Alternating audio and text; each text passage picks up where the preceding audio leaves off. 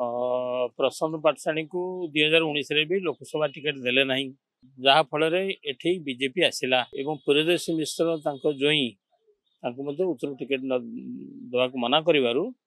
सी जाकि BJP जोगदेले ticket नेले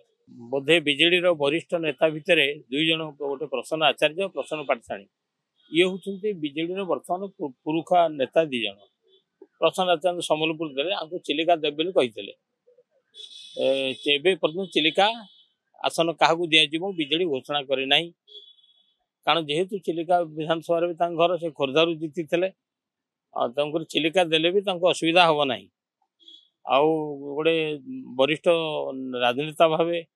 कवि भावे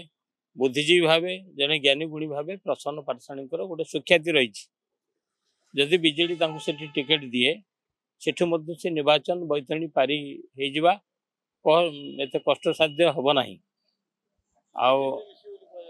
आदि नदेवे ताहले तो बर्तमान है जदि कौ दल सुजोग नदेला विकल्प दल जा सामिल होती